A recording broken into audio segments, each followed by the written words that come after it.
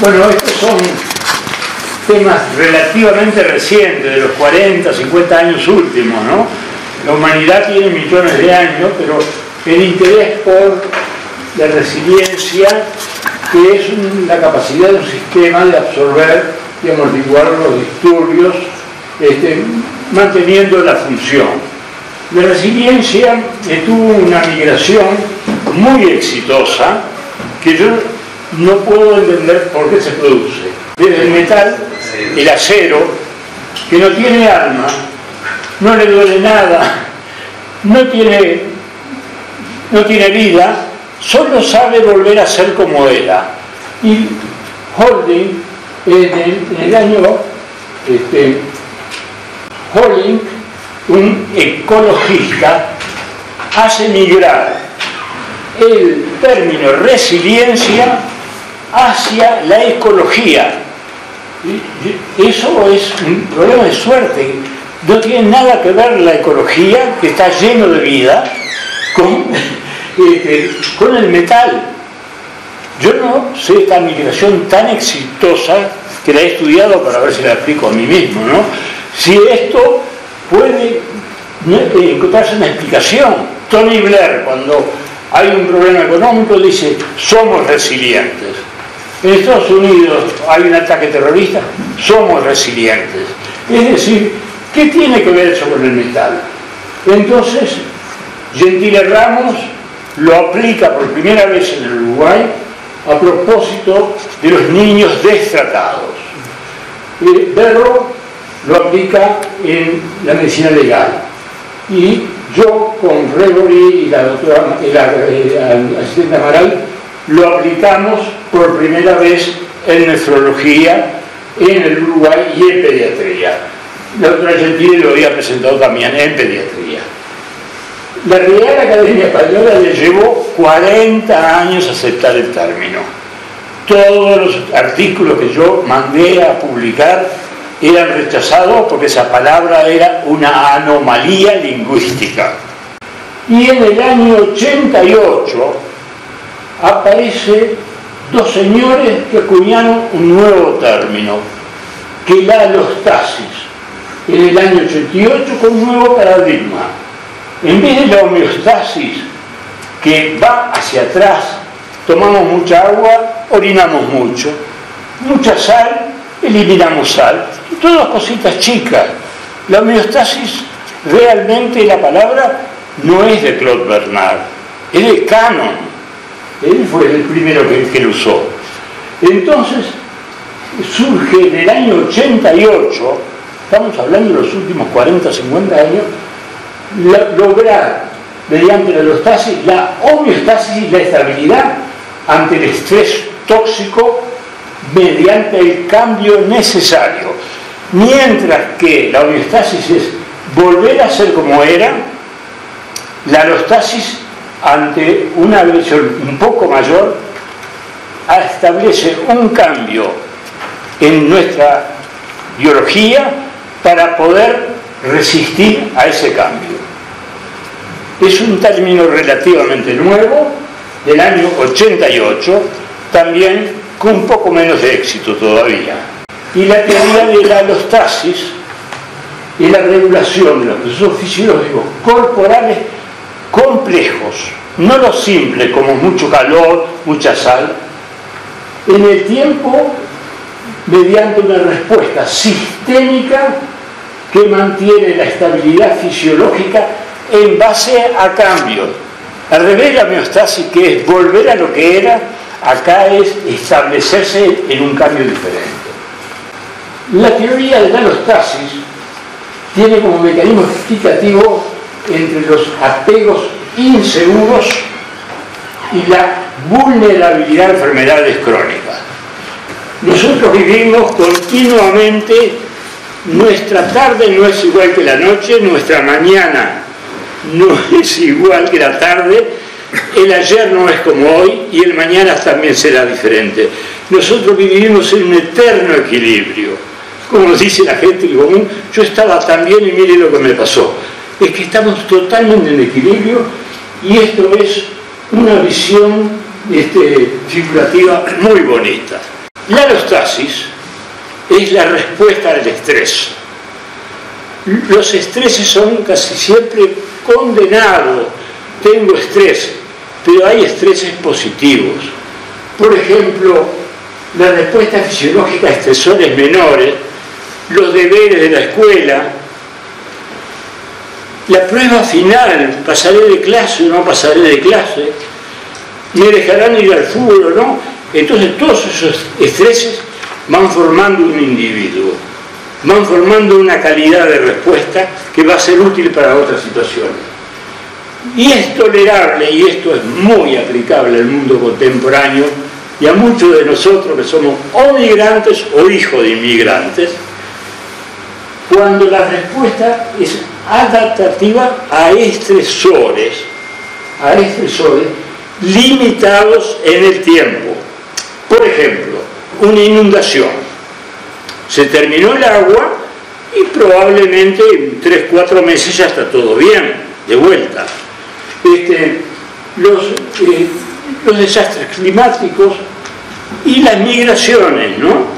Cuando uno llega mismo de becario a París, como me pasó a mí, uno decía, esto es horrible, es un mundo desconocido, todo, es un estrés, pero es un estrés tolerable, y la característica de estrés tolerable es que es limitado en el tiempo. Pero hay otro problema, y este es el gran paso de la alostasis, el estrés tóxico. Es la inadaptación a estresores intensos y cuidados. Y acá aparece el corazón de la alostasis. Es el medio exterior. No somos esclavos de los genes, como le va a explicar Alicia. El abuso, la negligencia continuada, los hogares disfuncionales, eso crea un estrés tóxico, en el cual no crea enfermedades, pero sí crea inadaptación social y sí crea vulnerabilidad a estar enfermo. Las enfermedades cardíacas, tuve tanto estrés, tanto lío con la quiebra que dio papá, que aquí ando con el corazón en la mano. Y acá hablamos del apego, que ahora vamos a explicar. Cuando el apego es seguro, el que nos cuida, el que nos rodea, el amigo, el académico, la vulnerabilidad es muy baja y estable. Pero cuando es ambivalente, en el que el cuidador a veces está bien y a veces está mal, cuando el niño, para hablar como pediatra, mi experiencia es pediátrica, evita al cuidador. El cuidador viene y se va el niño o no quiere estar con él. Y después tiene el desorganizado, que hay pocas explicaciones para él, en el cual el niño frente al cuidador llora, grita, corre, se tira al piso, y hay ahora la gran novedad, la soledad. Esa es la gran novedad contemporánea. Se la ha descubierto, se la ha estudiado, y el apego se refiere al afecto, a la devoción, a la estima que se siente hacia otra persona. Es una relación estrecha con la responsividad de los cuidadores. Y responsividad no es como yo creía cuando lo leí por primera vez, no es un error de responsabilidad. La responsabilidad da un poder sobre el otro, porque yo como responsable elijo a quién cuidar.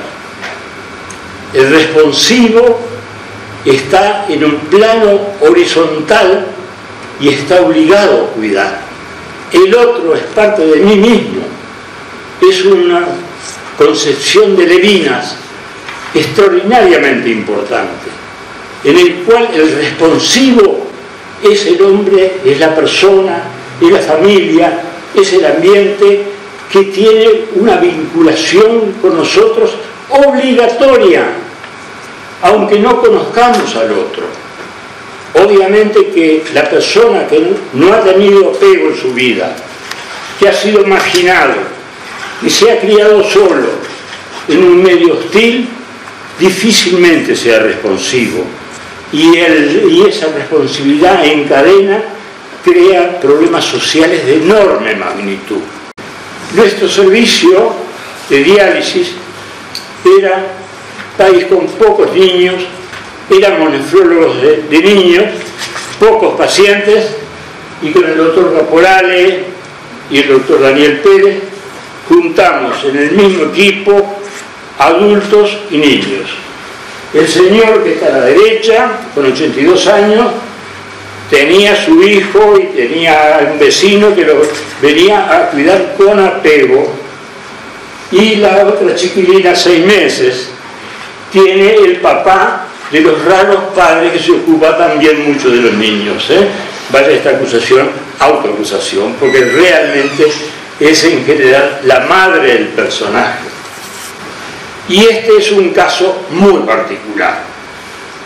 La enfermedad de Alport se caracteriza por sordera e insuficiencia renal crónica. El Uruguay tiene el triste privilegio de ser una parte de un triunvirato en el cual hay una familia de Alport, que la describió Pablo Curriel, que va desde la Argentina, pasa por el Uruguay y llega a Brasil. Y muchas de estas familias ya tienen cementerio propio. Es un caso muy especial. Y acá ustedes ven, mate en mano, el doctor Daniel Pérez, uno de los alumnos míos, que está en la casa. Para nosotros el hospital es un lugar artificial y el consultorio también. El lugar normal es la casa. Y nosotros teníamos dentro de nuestro programa de trabajo mucha casa y poco hospital. Este está en Rivera, el doctor Daniel Pérez, como ustedes ven, cuando uno anda con termo y mate es porque es para quedarse, no es para irse enseguida, ¿no? Y ven como hay tres personajes de esta familia que tienen síndrome de Alport, y los tres están en diálisis peritoneal. Los 2 niños y la madre. Y sucede un acto que es extraordinario.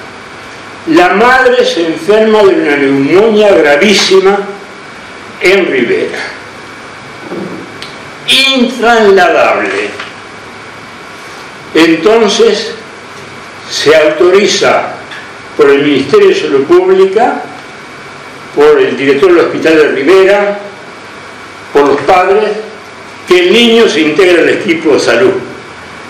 Con 8 años el niño adentro del CTI explicaba cómo era la diálisis y se ocupó de su mamá durante 15 días hasta que se venció la neumonía y volvieron todos al hogar. A mí me parece una historia extraordinaria esta, ¿no? Y acá tienen otro caso de esto. Como nosotros teníamos todos los niños con problemas renales, nos tocaban estructuras familiares muy raras. Esta chiquilina, que ahora tiene 4 años, nació sin riñones. La melliza nació con 2 riñones. Bien. Entonces hicimos el arqueo de caja. Los padres, ¿qué quieren?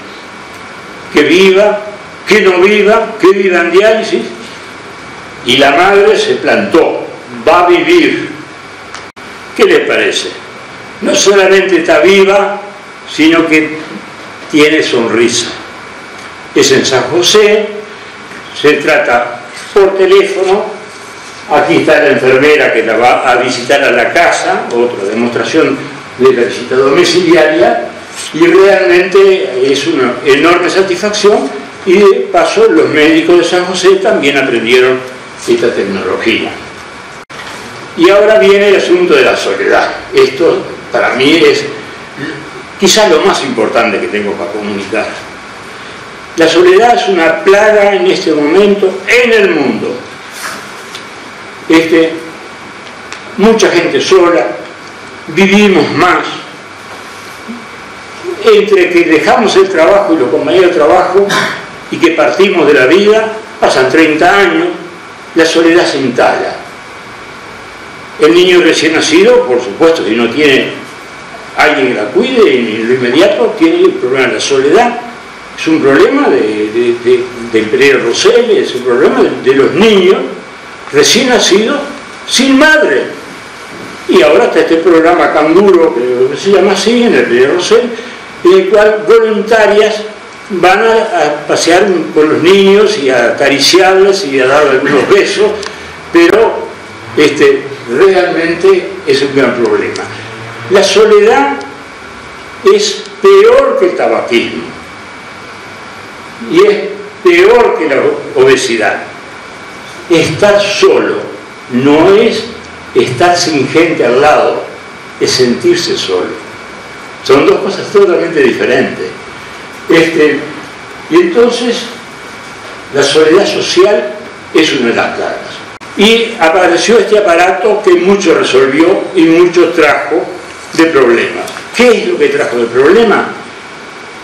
Se conversa menos, nos vemos menos, somos pura tecla, escribimos menos, no sabemos, cartas manuscritas no hay más, pero se están cerrando todos los boliches, tengo que estar migrando buscando uno. Las confiterías, el lugar donde conversar, también se cierran. Este instrumento está pésimamente usado. Y la gran sorpresa en enero de 2018. Brexit sí o Brexit no, pero Gran Bretaña estableció el Ministerio de la Soledad. Para darle más dramatismo a esto, la señora Koch luchó para que descubriéramos a los solos, calculados en 7 millones de británicos, que decían: no tengo a quién escribir, no tengo a quién llamar por teléfono, no tengo por qué salir a la calle. Pero lo interesante es que este ministerio descubrió que la soledad no es patrimonio de los ancianos, sino que gente muy joven también padece soledad. Y estamos aprendiendo muchísimo de todo esto.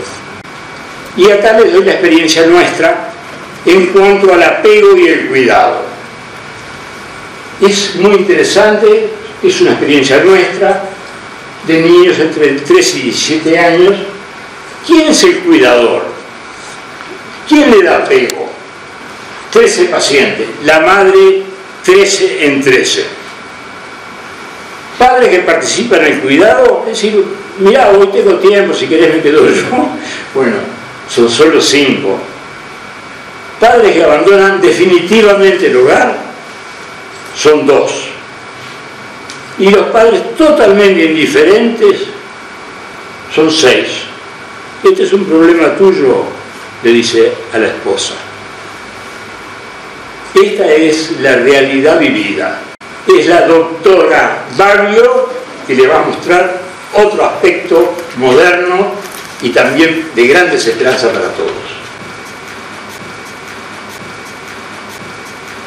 La contribución de la epigenética en esta exposición viene desde el punto de vista de que los mecanismos epigenéticos es una de las formas como los diferentes estresores pueden modificar la vulnerabilidad del individuo al desarrollo de enfermedades crónicas que se pueden expresar desde la etapa pre, peri, postnatal o hasta la edad adulta. Entonces vamos a qué es la epigenética. La epigenética se refiere a los cambios potencialmente heredables en el ADN. O sea, aprendimos durante mucho tiempo de la inmutabilidad de la molécula de ADN. Y eso es cierto. El código genético, la secuencia de nucleótidos del ADN no se modifica. Pero esa molécula de ADN se combina con un conjunto de proteínas llamadas histonas para formar la cromatina. Y esa cromatina puede ser más laxa o más compacta. Y lo que se ha visto es que cuanto más compacta, está reprimiendo la expresión de algunos genes, y cuanto más laxa, en determinadas regiones del ADN, permite su expresión o hasta su sobreexpresión. Entonces, la epigenética se nos presenta como algo que modula la expresión de los genes. No cambia la secuencia, pero sí modula la expresión, determinando dónde, cuándo y cómo algunos genes se van a expresar. De esta manera, esta condensación de la cromatina, en su conjunto ADN y proteínas, se va a modificar la expresión del genotipo como conjunto de genes del individuo, y el fenotipo, que como ustedes recordarán, es la expresión clínica, es lo que vemos del individuo, es la expresión de ese genotipo. ¿Sí? Entonces, el ADN, y está en celeste para recordar conceptos que ya manejamos hace muchos años, contiene genes codificadores de proteínas, que se pensaba que eran muchos más de los que realmente son. Y en realidad es aproximadamente el 2% del ADN el que codifica proteínas. El que cuando tiene un cambio dice hemos tenido una mutación y esto da una enfermedad. Y hay otras regiones no codificantes o no codificadoras que van a modificar la expresión de estos genes.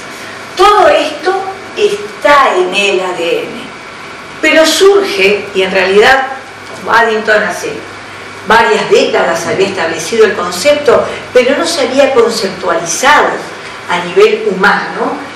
Hay una información que está más allá del ADN, una información oculta, una información que no modifica la secuencia de ADN y que es la llamada capa epigenética. Entonces, nosotros partimos de un genotipo y vamos a un fenotipo, epigenética. Y siempre decíamos, bueno, como decía Matteucci, somos productos de la interacción de los genes y el ambiente, pero el ambiente modula la expresión, pero eso no se transmite, eso no es heredable. Aparece ahora la epigenética, porque ¿qué ocurre? Ambiente y epigenética colaboran a que el genotipo se exprese, pero las modificaciones epigenéticas pueden transmitirse. Y entonces ahora hay mucha bibliografía, por ejemplo, en relación a los factores estresores durante la etapa prenatal y cómo la nutrición de la embarazada, la nutrición de ese niño, los factores de estrés de ese embrión, feto, de recién nacido, pueden modificar epigenéticamente la expresión de algunos genes, y eso ese niño lo va a poder transmitir porque va a afectar a la cromatina del ADN somático y del ADN gonadal. Entonces vemos como características maternas van a poder transmitirse a la segunda generación, a los nietos, a través de los hijos. Un concepto revolucionario totalmente. ¿Sí? Por eso la epigenética es clave para la mediación del vínculo entre los eventos adversos de la vida temprana. Como decía Charlotte Grunberg, de repente el efecto adverso nos enriquece y nos hace ser más eficientes, pero muchas veces va en contra. Y eso se va a repercutir, no solo en la primera infancia, va a repercutir en la adolescencia y en la etapa adulta, y en lo neuroconductual y las enfermedades crónicas. Entonces vemos cómo esos mecanismos epigenéticos pueden modular, repitiendo ese término, que realmente define la función de la epigenética, la expresión de los genes. Esto, insisto, es para destacar que los genes no son determinantes, no hay un determinismo genético. Los genes pueden estar presentes, pero pueden ser modulados. Y hay muchos ejemplos. En la naturaleza, un ejemplo clásico es el de la abeja reina y la abeja obrera. Ambas tienen el mismo código genético, son idénticas genéticamente. ¿Qué ocurre? Una recibe jalea real, ¿verdad? Como recibe jalea real, un factor exógeno, se modifica epigenéticamente y está identificado el gene que determina que esa abeja crezca, se desarrolle, tenga ovarios y tenga un montón de descendientes que las obreras, que son estériles y más pequeñas, van a cuidar con el mismo ADN. Luego también hay múltiples ejemplos en patología humana, y algo muy interesante, ya hay medicamentos que tratan de corregir alteraciones epigenéticas. Y por ejemplo, creo que el nombre es azacitidina, es un medicamento que se utiliza en algunos síndromes mielodisplásicos que tratan de desreprimir genes que están reprimidos por un proceso llamado metilación. Entonces trata de desreprimirlos para que se expresen. O sea que ya estamos llegando a que la epigenética actúa a nivel, puede ser una herramienta terapéutica. Bueno, las alteraciones epigenéticas pueden dar grandes modificaciones en este esquema que todos ustedes conocen muy bien, porque puede haber desregulaciones del eje hipotálamo, hipófiso, adrenal o simpático adrenal, que en lugar de llevar a una homeostasis, provoque una desregulación y sea un estresor que determine modificaciones epigenéticas. Puedo hablar mucho más del tema, pero el profesor Grunberg me pidió que fuera muy breve, así que hasta acá llegamos. Muchas gracias por escuchar.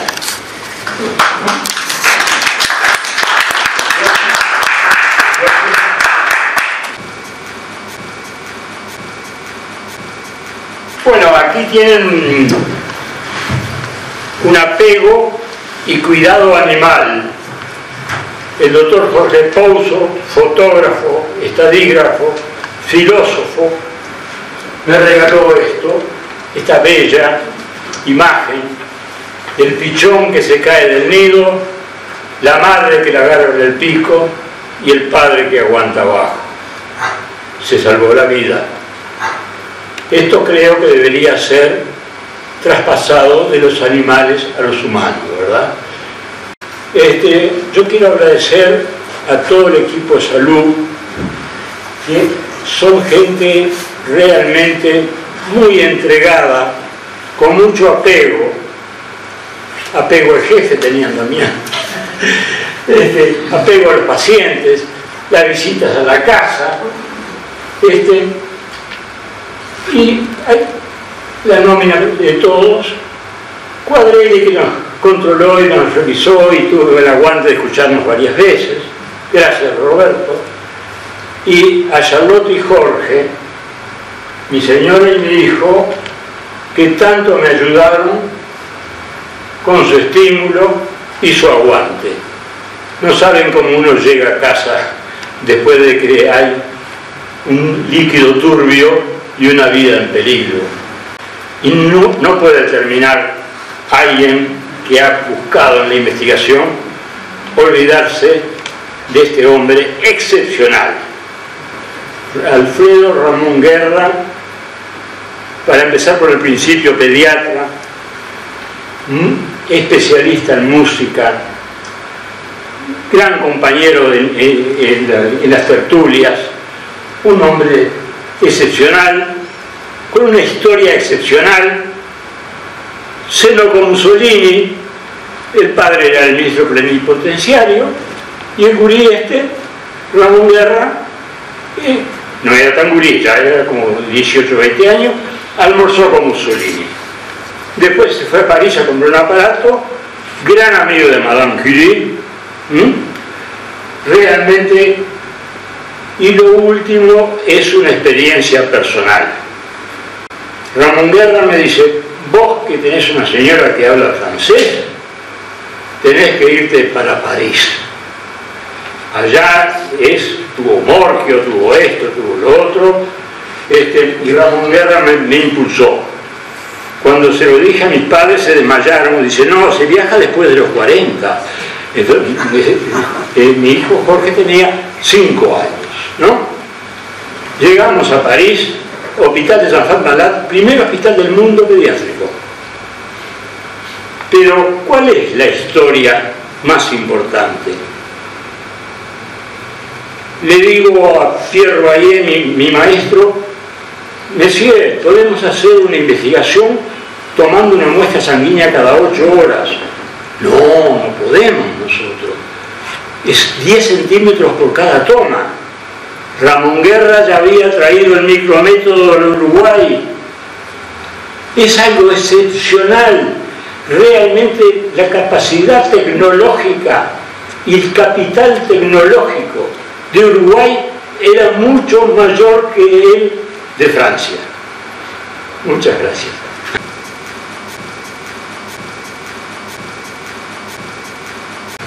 Bueno, muchísimas gracias, doctor Rumberg, por esta conferencia. A mí me clarificó mucho la distinción que usted hacía entre resiliencia y homeostasis, que me parece que en realidad cuando uno se pone a leer sobre estas cosas, la resiliencia se está usando para todo. Es una palabra tan común, que se ha vuelto tan comodín que sirve para cualquier cosa. En realidad, la distinción que tú hacías entre la resiliencia como el volver al estado anterior y la homeostasis como una acomodación nueva a un desafío previo, me parece un concepto más rico el de homeostasis que el de resiliencia, ¿no? Eso es un primer comentario que me surge de lo que he oído, ¿no? Y algunos autores que hablan de la resiliencia, sobre todo de la resiliencia, no de la homeostasis, ni de la holostasis, utilizan como metáfora la flor de loto. Puede ser que ustedes lo hayan visto en algunos autores. ¿Y por qué la flor de loto? Porque la flor de loto es una flor muy bella, muy hermosa, pero de una planta que crece en el barro, en el fango. Y ese es el simbolismo que sirve para tomarla como símbolo de esto, ¿no? Una planta que se desarrolla en el fango es capaz de producir tanta belleza, ¿no? Y eso me sirve para recordar también una frase que dice Baudelaire, que tiene mucho que ver con esto. Baudelaire decía, tú me das tu fango y yo lo convierto en belleza, decía Baudelaire, ¿no? Baudelaire, dicho sea de paso, fue uno de los más grandes literatos, quizás, no solo de Francia, sino de la humanidad entera. Y Baudelaire era huérfano. Como huérfanos fueron muchos de los grandes literatos. Yo apunté algunos nombres de los grandes literatos que fueron huérfanos tempranos, ¿no? Es decir, el estrés vital de esos huérfanos fue justamente quedarse sin padre. Y sin embargo, ese estrés tan tremendo sirvió como para desarrollar habilidades y potenciales que fueron excepcionales, ¿no? Por ejemplo, fue huérfano temprano, además de Baudelaire, Dante, Alighieri, Dostoyevsky, Poe, Rousseau, Tolstoy, Voltaire, Balzac, Victor Hugo, Byron, entre otros, ¿no? En todos estos casos, todos estos niños, huérfanos tempranos, tuvieron la encrucijada, porque todo ser humano tiene una encrucijada. La encrucijada consiste en que y algunos autores hablan de como un cierto arquetipo, ¿verdad? El ser humano tiende a vivirse y a vivir la realidad como una realidad envolventemente positiva, pero otros se sienten que también están amenazados porque esa realidad envolvente puede ser destructiva y negativa. Por eso es que algunos teóricos de la resiliencia hablan que todos los seres humanos tenemos una especie como de potencialidad de resiliencia o de homeostasis, diríamos ahora, ¿no? Sin embargo, se preguntan por qué algunos logran un nuevo equilibrio ante un desafío y otros fracasan, ¿no? Bueno, eso es un poco el misterio de la libertad del hombre, ¿no? Pero algunos autores, cuando hablan de los hombres que logran un nuevo equilibrio ante desafíos muy difíciles, encuentran ciertos aspectos comunes, ¿no? Que me gustaría decirlos algunos y luego seguimos el comentario, ¿no? Uno de los aspectos comunes que encuentran los autores es que, por ejemplo, los niños que son capaces de superar tensiones emocionales y sociales muy graves en las edades tempranas, lo hacen si han sido capaces de soñar. ¿Qué quiere decir eso?